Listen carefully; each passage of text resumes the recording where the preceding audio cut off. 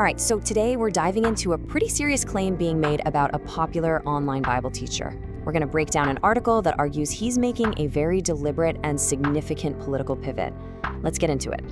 Okay, so the article kicks things off with a real bombshell of a quote. The whole argument here is that Mike Winger is being, groomed is the word they use, to become this sort of intellectual heavyweight for the Christian nationalist movement. And just so we're on the same page, the article defines that as an ideology that basically wants to fuse Christian identity with American identity and civic life.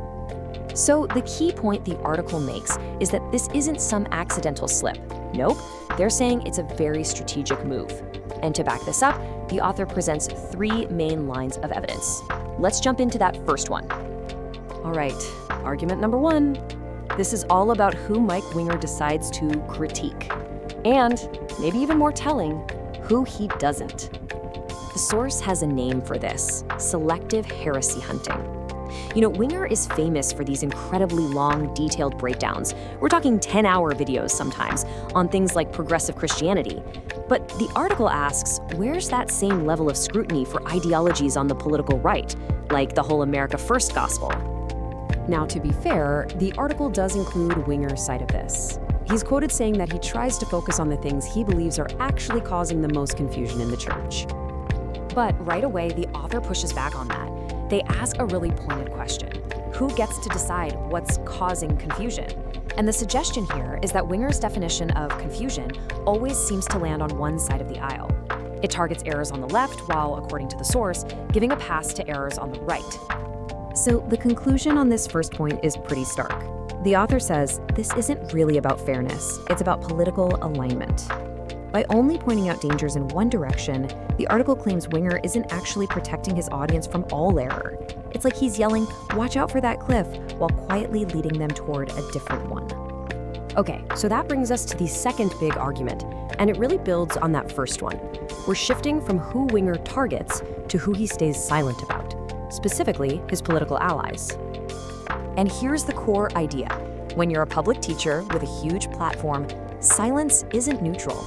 The article argues it's basically an endorsement, and they point the finger directly at Winger's alleged silence when it comes to the rhetoric of political activist Charlie Kirk. And to make its point, the source gives us this direct quote from Kirk, who, as you may know, founded Turning Point USA, an organization the article says Winger has publicly supported. Now, this is a key part of the argument. The article doesn't just see this as a political comment. It directly labels this as a version of the Great Replacement theory, and it frames that as an ideology that sees demographic change, particularly from non-white immigration, as this massive threat to the nation. So after laying that out, the author asks a very blunt, very challenging question. It creates this huge contrast, right? You've got Winger, the guy who does 10-hour deep dives.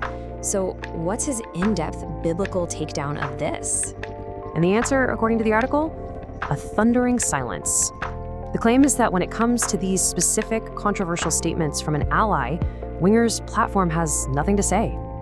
And that leads right into the third and final argument. The source says this isn't just about silence anymore. It claims Winger has moved from being a silent partner to an active one. And what's the proof? Well, the article lists things like openly supporting Turning Point USA, actually appearing on their platforms, and, this is the big one, lending his reputation as a serious Bible teacher to their political project. Check this out. The source puts these 2 quotes on critical race theory, or CRT, right next to each other. The argument is that Winger's take, calling it fundamentally anti-biblical, isn't some unique theological insight. It's just a spiritual-sounding version of the same political talking points his allies are using. And according to the author, this has real-world consequences. The claim is that taking this position basically dismisses the lived experiences of Black and brown Christians, and it sidesteps what the source sees as a biblical call to go after systemic injustice, not just individual sins. So how does this all wrap up? The article takes these 3 arguments, the selective targets, the strategic silence, and the active partnership, and pulls them together into a final, pretty serious warning. The idea here is that every movement has its different players, right? You have the fiery front man, like a Charlie Kirk, but you also need the calm, reasonable intellectual voice, the one who makes the whole thing sound smart and theologically solid. The article's big claim is that Mike Winger is stepping into that role for Christian nationalism. And this quote really sums up the danger the author sees. It's like a siren song. It's the idea of using that trusted, calm, academic voice to lure people towards something dangerous, making it seem like a safe harbor when it's really rocks. But it doesn't just end with criticism. The article finishes with a 3-part call to action for its readers. Number 1, be discerning. Look at the results of a ministry, not just how it sounds. 2, renounce Christian nationalism by making sure your ultimate allegiance is to Christ, not a country.